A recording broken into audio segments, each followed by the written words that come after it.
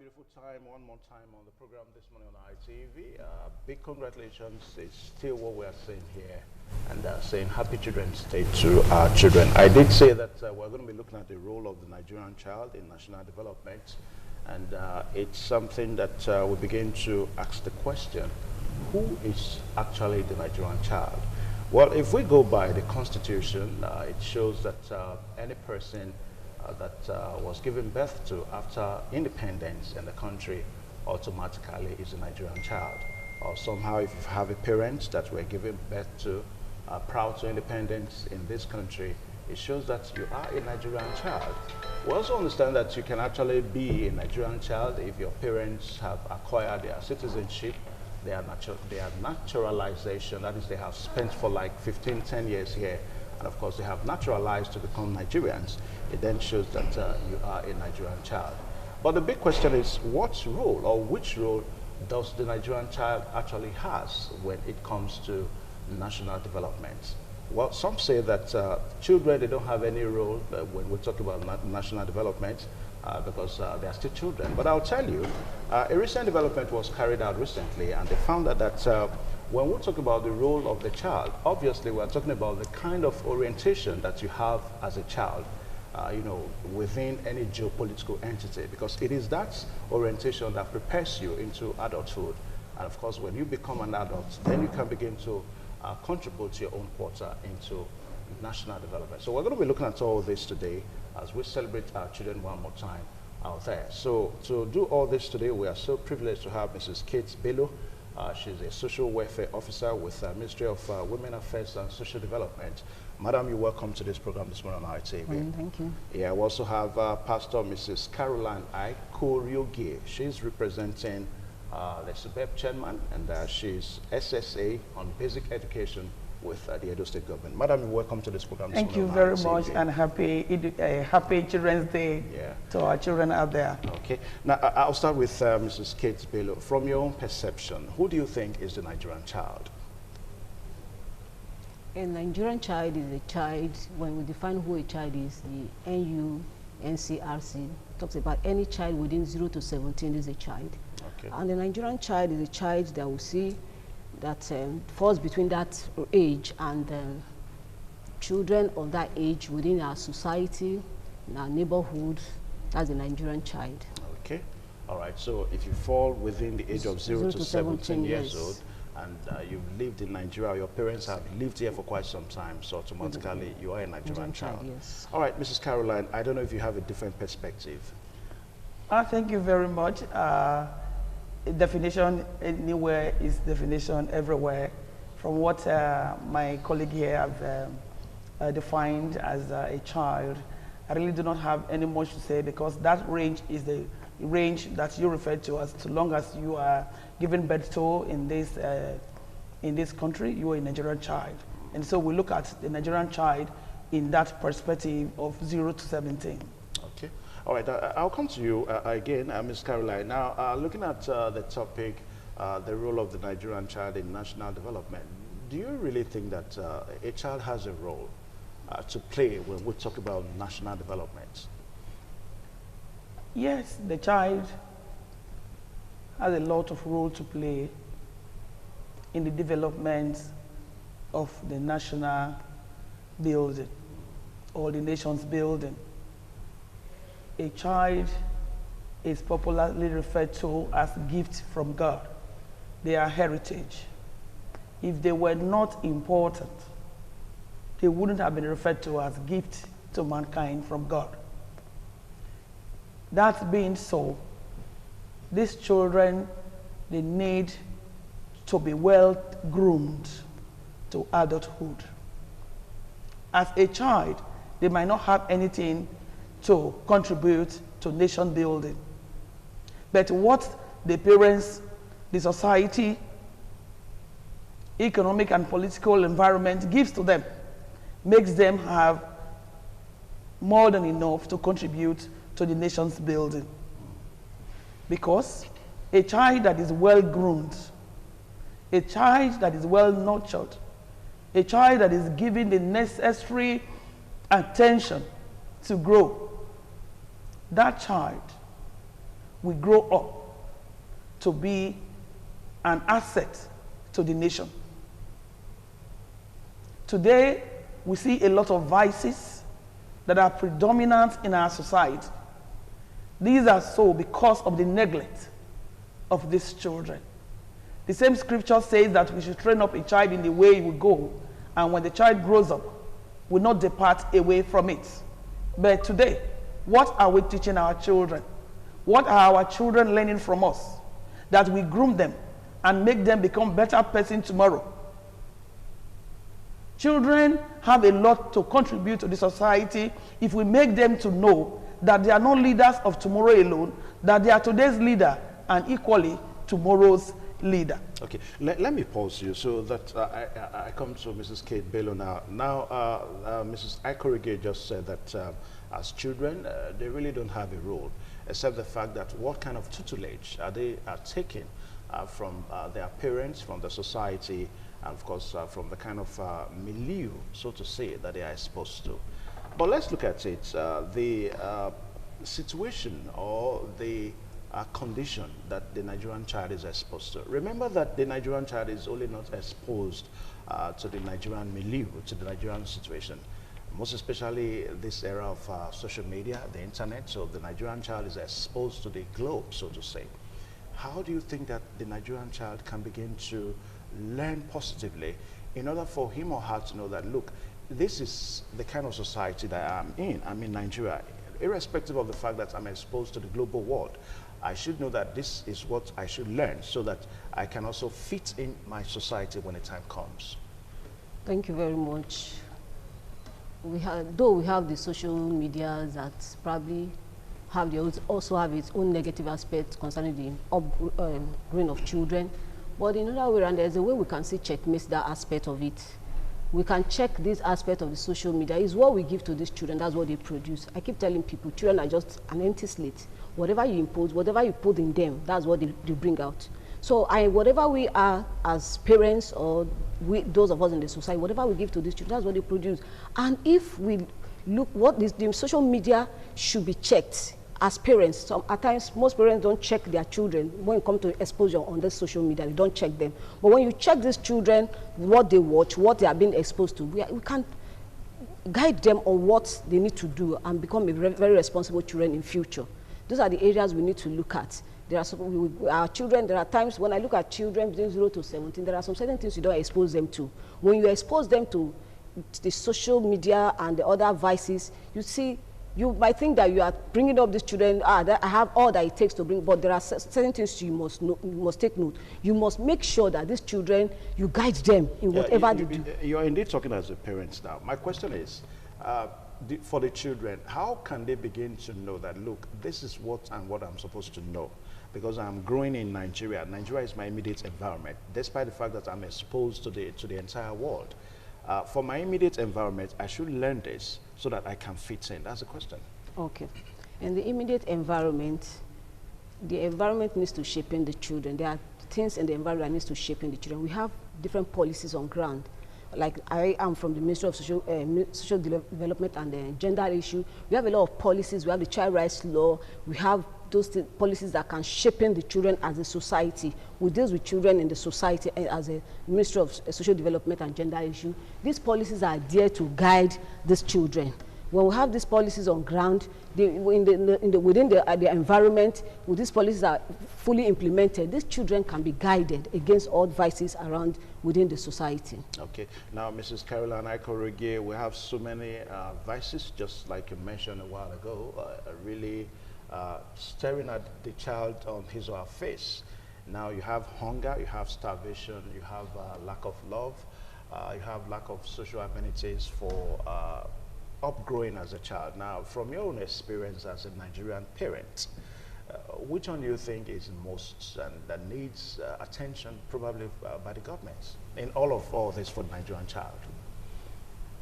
The training of a child in a proper way that the child will affect the society. The government needs to reorientate the curriculum that is being used to teach these children in the school. Catching them young is very, very important. And that is where the SUBEB comes in, as to getting them from the cradle with the right curriculum. And these instruments are properly impacted on these children, and they are monitored both in the school, at home, and in the environment. You will discover that these children will come out in the way that they will be beneficial to the society. Education is very, very important. You want to call it, when I say education, you know education is very broad. It's very broad. In fact, the children start their education from home. Because I'm trying to go to align myself with your questions and say that, what do I think that the government, the children need most from the government? Because they need education. They need health. Good health system. A healthy child is that child who is able to learn. A child that is sick will not be able to learn properly. So equally, as much as they need education, they need good health system. Now, you talked about SUBEB, and I guess we are trying to talk about some of the policies that the state government is trying to do through SUBEB, like the Edo Best Education Program. Now, some advocates have actually argued that, look, this is not proper for our system here. In other words, it's an imported policy, and it cannot work here. How correct is that? That's not correct at all. It's incorrect. Well, you may be saying that because you work for SUBEB. No, I said this from the opinion of the general public, for those who have dared to try.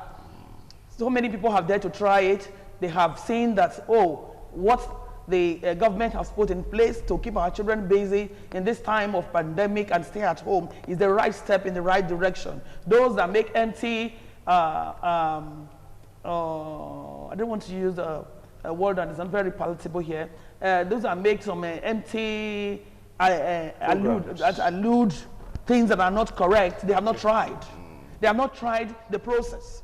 Because as we speak today, this effect of Edo Best and Edo Best at Home started on the 27th of April, and as to date, over 21,000 people have accessed our website. Yeah, what about the vulnerable children? Yes, we are going there. Yeah, the government, this system is all inclusive. Nobody is going to be thrown away. What's your statistics of generating that? That is all inclusive. Do you have any ready statistics that really shows that it's inclusive, all inclusive? They are there. Does that program impact on a child that is growing up down Uronigwe that they probably don't have? That's where I'm going. Both the online and the offline arrangement is there. Like I said, it's a process. Everybody will not get to embrace it at the same time. This whole system came as a result of the pandemic, you know. So it is not what you planned down before. In order to keep these children busy, this idea came on board. And that is how the government started to implement it. And as we are implementing it, areas are opening up. The areas that are opening up, we are trying to cover those areas. Okay, let me pause so that I can bring Mrs. Kate in. Now, the dropout students, children that drop out from school, by the day, the statistics is rising. Very, very alarming. As a matter of fact, there's a report recently that in 2019 alone, more than 3,500 students dropped out from school in Nigeria. That's very, very alarming. Now, I don't know, what do you think we can begin to do as a society, as a system, as a government, to ensure that students, children of school age should not and cannot and will not be dropping out from schools? Because we're talking about children that will build our nation here. Thank you very much. We talk about the figures, 3,500. What we are doing as a ministry, we are going out, creating awareness that children need to be in school. I think at the point that we go, we sensitize children on the streets. Most times we have what we call the street children. If you look at this number of children that are on the street, this number of the figures we've just mentioned, they're mostly children on the street. We have what we call the street children. We go out there, we talk to them, we educate them, let them know that there's need for them to go back to school. And We also, I think we are also collaborating with the SUBEB. What about their parents? Are you engaging the parents at all? Are you trying to encourage the parents in areas of maybe trying to provide job for them from some form of financial assistance? Yes. When we look at that direction, we have the Edo jobs. I think a lot of parents are they've able to key into that Edo job. We have skill acquisition center and the ministry where we encourage parents that cannot actually take care of their children to acquire skills in that regard. We also have a way we encourage them with stipends where they can start up little businesses, and we also have a kind of a small training for these women. We do organized training for women in the ministry where those parents that will find out that they cannot actually care for their children, we'll find them on the street, we invite their parents. Okay, that's on the part of government now. Let's look at it on the part of the society and the parents so that we don't dwell so much on what the state government is doing. Okay. Otherwise, we are going to be commercializing our discussion. Okay. So what's on the part of parents and the society? On the part of parents, I think parents are getting to understand, like this online learning and this SUBEB that has come on board. I think a lot of parents are embracing it.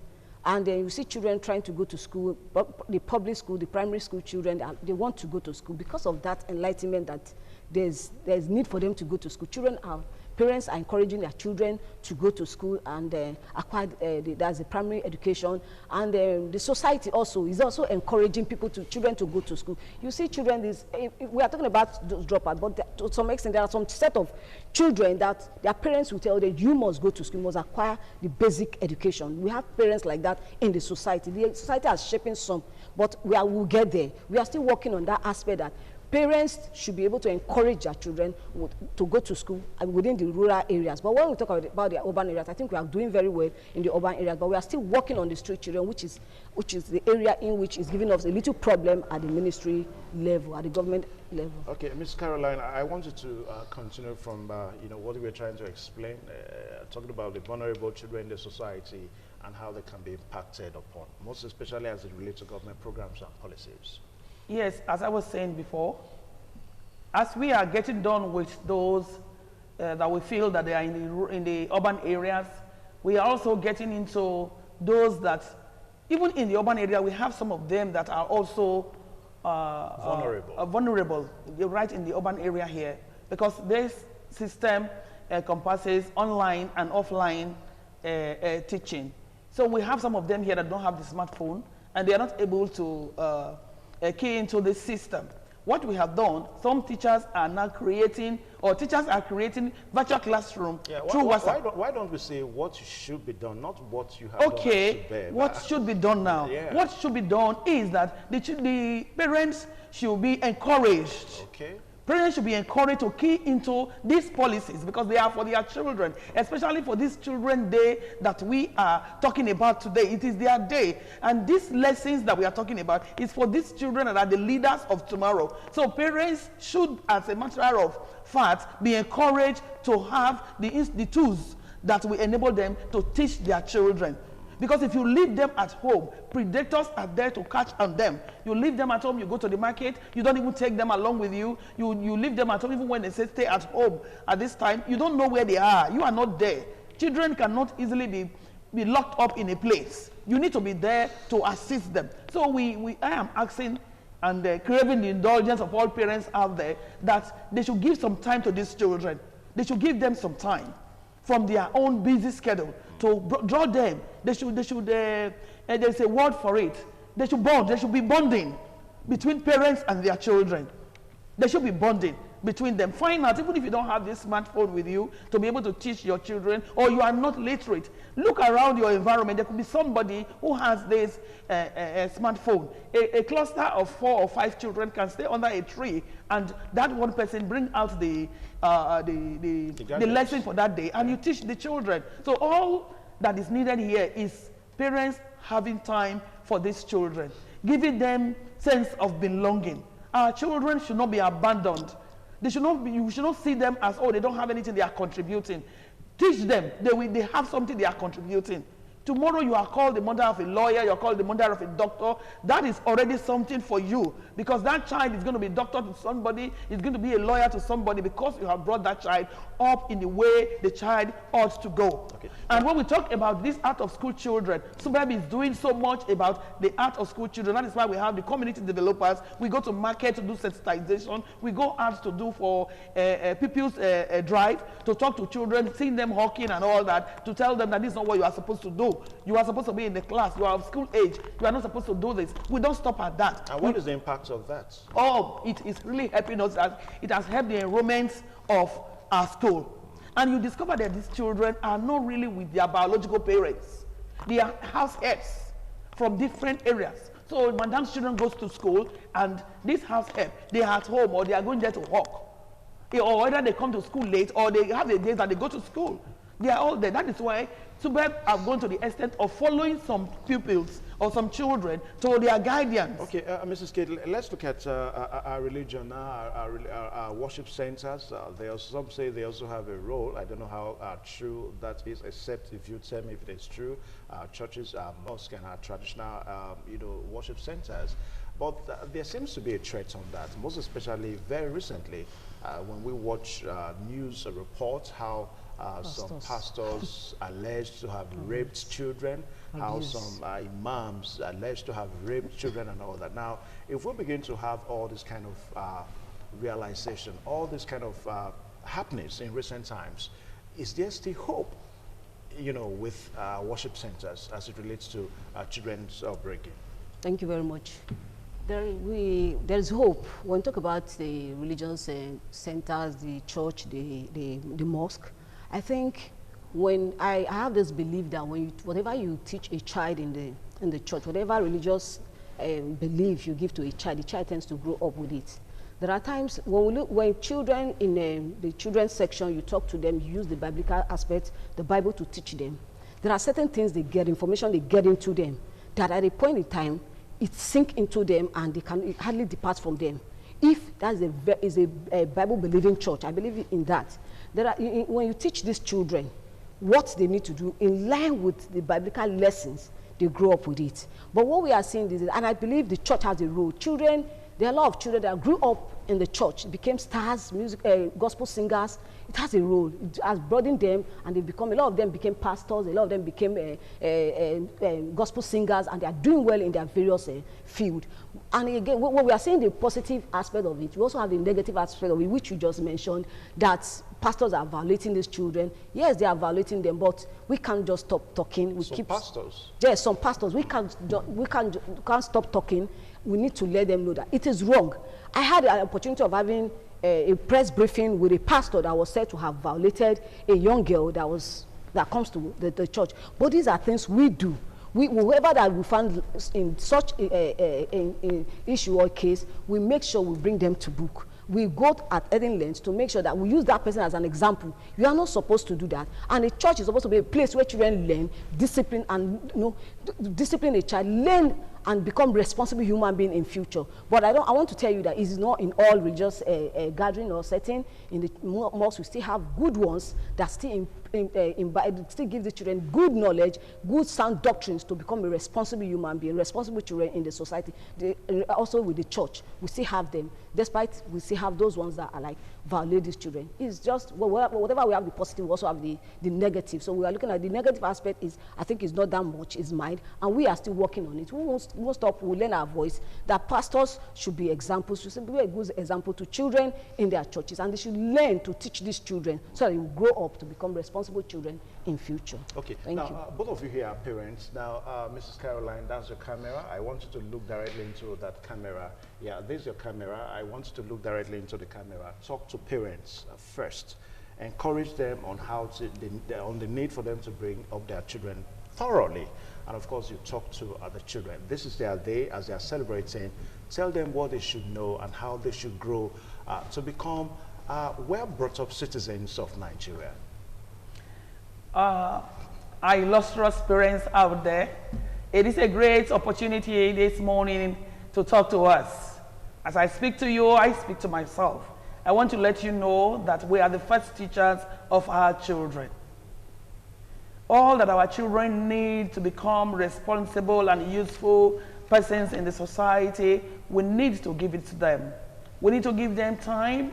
We need to make a lot of sacrifice to get our children educated, both skillfully and creatively, in order for them to be human beings that can be associated with in the society.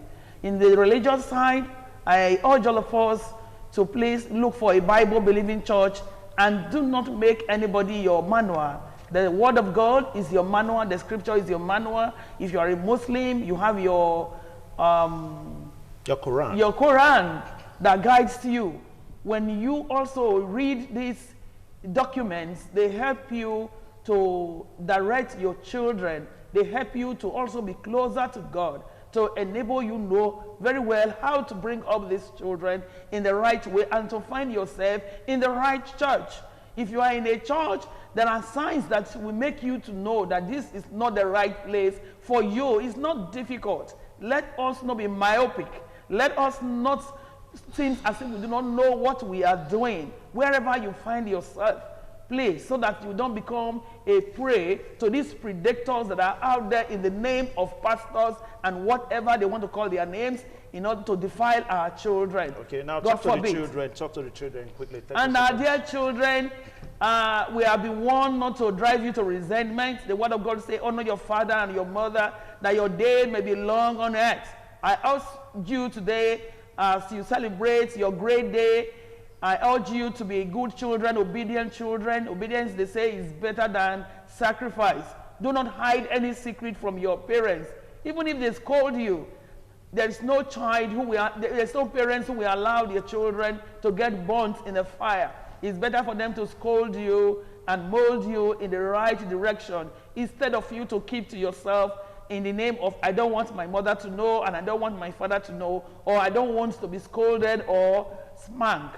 It is better for you to be a good child, open up to your prayers, and learn obedience. Okay. God bless you out there. All right, Mrs. Kate Bello, that's your own camera. You look into it and you talk to parents first and also the children. I want to quickly congratulate the children for their day. And while congratulating them, I want to quickly just talk a brief on what Children's Day celebration is all about. Children's Day celebration was adopted by the United Nations Gender Assembly in 1954. It was established to encourage countries to institute a day to promote mutual exchange and understanding among children, and also to promote social interaction among them, to initiate actions to benefit and promote the welfare of the world's children, and also for children to celebrate themselves. Children, I want to encourage you. Today is your day. Children are gifts from God, and parents should take them. Make them, they are your children. You must give them give them good character, whatever that makes them to be responsible in life. I keep on telling people, I said, when you have a baby in your stomach and the baby, you can discipline your baby in your stomach. Some persons will say, no, the upbringing of a child starts from when the child is in the stomach. You can pat the baby and the baby will understand. So when you have your children as they are growing up, even from 0 age, you need to instill in them discipline and make them irresponsible children in the society. Parents, these are your roles. We have to play our roles effectively. For we to have a better nation, for we to have a better country, we must work on our children. The only way we can have a better tomorrow is when our children are well brought up in the society, so that they will not become rebels to us. I keep on telling people, some persons, if you don't train your children, they will turn against you in future. They will be the one that will knock at your door and want to harass you. So we must work on our children. I'm also encouraging the government to invest more on children. When we invest on children, we are investing on the nation. Oh. And children, children, they are nation builders. They are nation builders. They are our leaders of tomorrow. Children serve as a bridge or transition through which the future is accomplished. Please, I want to beg my children, today is your day, celebrate it, and in all, we must we have the pandemic that is going on, the COVID-19, we must stay safe, we must obey the guidelines of of this pandemic. Okay, all right, thank you so much. Now, one thing is very clear, I felt your passion, because as parents, you really have to talk with that passion. And also, as a parent, good enough, 3 of us were parents here, so we understand the pain that it takes us to really bring these children up. and the joy that lies ahead. Because the truth of the matter is that someday you are going to rejoice that, oh, thank God, this is my sweat, this is my effort, and this is my commitment. So that's our expectations as parents. So as for children out there, please, you have heard the three of us now. I'm joining myself. We've spoken to you that please don't let our effort be in vain. Now, don't let your parents' effort be in vain. You try as much as possible to read your books, very, very sacrosanct. And if possibly your parents are not able to put you through school, there are various forms of trade you can learn. You can learn carpentry, you can learn tailoring, you can learn baking, you know, you can learn some other trades, and of course the vocational center is there for them. Yeah, these are professions, these are you know, disciplines you can go into in life, and definitely they will make you to stand out. So, Madam, thank you so much for joining us on the program today. It's a pleasure for us to be here. Thank you so much. Thank you very much. Yeah. We'll take a short pause now, and of course at 9:30 is going to be the news updates, and after that it's just going to be a wrap. Don't forget at 10 o'clock exactly, it's going to be a huge party here in the studios here. I told you a while ago that there are huge speakers here, and you know what to do. All you need to do is to record your child as that child is dancing at home, and of course you send that dance steps to the WhatsApp number that's going to be on the screen, so that we can show it here on the screen, and you celebrate your children and your child at home. Well, we'll take a short pause now. Let's stay tuned.